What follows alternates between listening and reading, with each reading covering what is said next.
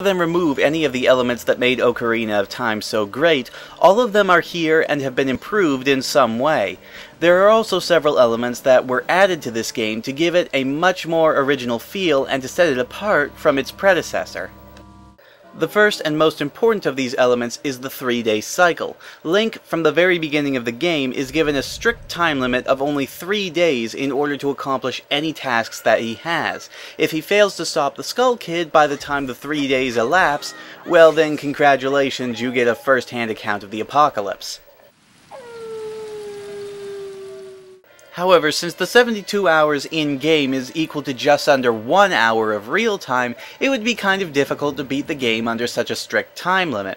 So, Link is able to travel back in time through use of the Song of Time to the beginning of the 3-day cycle and start all over again from scratch. You'll be doing this a lot, as it is the most important function in the game. It forces you to be extremely meticulous about what you do and where, because if you let certain hours pass on certain days, you might not be able to perform a specific task that you might need to in order to progress the story. For example, on the first day, you'll be able to take up a task at a ranch where you'll be able to help defend against aliens, don't ask, but you can't do it on the second or third day because the event has already passed.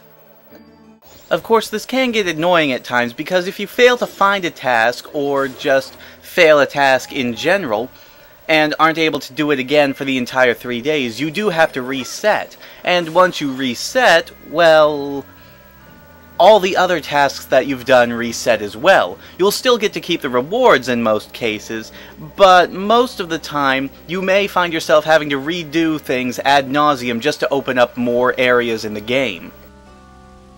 However, this does become less of a problem once you learn how to slow down time, speed it up, and use the owl warp statues that are scattered throughout the land.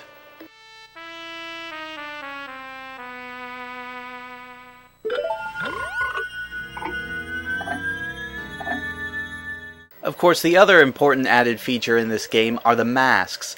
While in the last game the masks were linked to a just-for-fun side quest, here there are over 20 different masks that you can collect, and each of them has a specific application within the game, whether it be a special power that will make the game easier for you, or just instigating a new side quest for you to play. The most important of these masks are 3 specific ones that allow Link to transform into 3 different forms, though I have to admit these transformations are kind of horrific. In the game's defense, I usually look like that when I wake up in the morning too. Each of these forms has specific powers that Link will need to use in certain situations. For example, the Deku Link, while one of the smaller and admittedly weaker of the 3 forms, is the only form that can burrow into flowers and pop out and hover along with them, and he also has the ability to float across water for a limited amount of time. The music in the game is also pretty fun to listen to. I won't say it's as memorable as Ocarina of Time's, but it's still quite a varied selection of tunes. In fact, there are quite a few subtle tricks that are used in this game that I really do like in its music. For example, here's the music from Clock Town on the first day.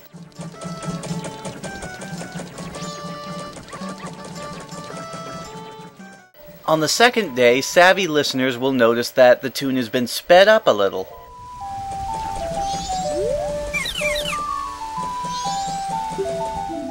Finally, on the third day, not only has the tune sped up again, but there's also a minor chord that has been mixed in with the music. It's subtle, but it's there, and it's a great reminder that the apocalypse cometh.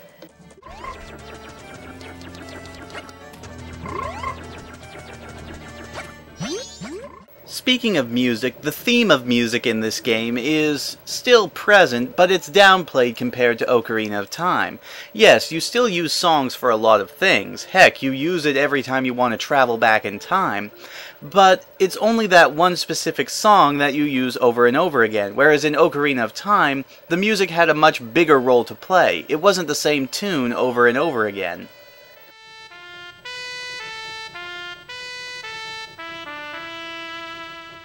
The first major theme in the game is of course time. The clock is always ticking, so you rarely have a chance to just sit down and rest, and the game encourages you to interact with other characters, learn their schedules, and learn how they can help you in some way during certain points on certain days.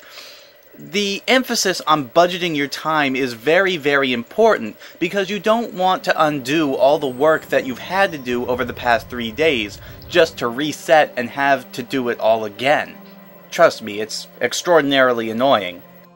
And the other big theme in this game is masks. Masks are everywhere in this game. Whether they be the masks that you use that have specific properties associated with them to begin with, or just talking with the characters, you can't go anywhere in this game without discovering some sort of mask, whether it be physical, mental, or metaphorical. Most characters will not outright tell you what is bothering them, and so you have to pry a bit deeper to try and get them to take off their mental mask, let them show their true colors. It's also worth noting that a majority of the characters in this game will change their attitude towards Link depending on what form he happens to be in, or what mask he is wearing at the time, which may give you greater insight into what the character is thinking or feeling at the time. Without spoilers, I will say that a great example of this is one specific side quest that happens to involve a couple that is soon to be married and just happen to get married on the eve of the apocalypse. All in all, Majora's Mask is one of the most bizarre yet uniquely interesting games in the entire Zelda franchise. I would go as far as to compare it to Adventure of Link on the NES in that regard.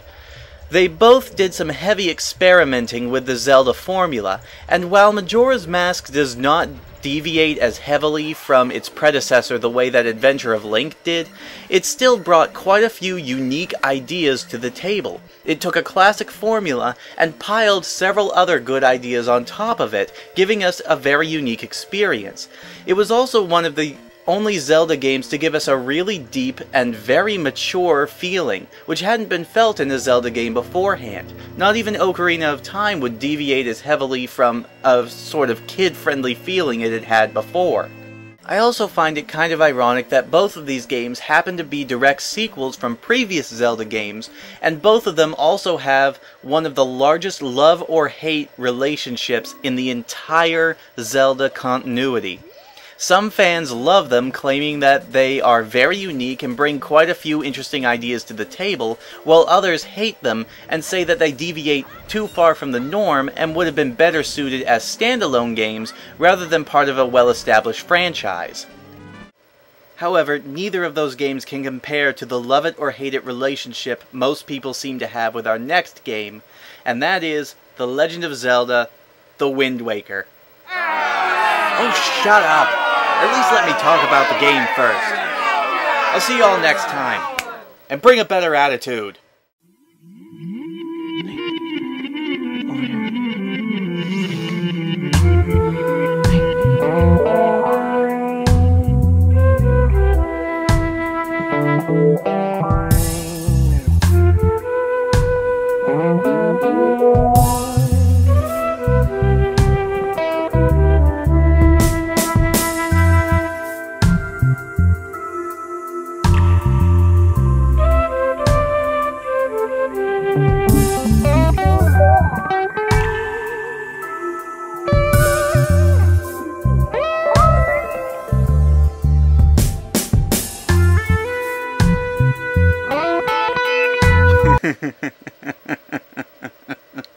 I'm sorry, I just can't get over how stupid Tingle looks. He's just...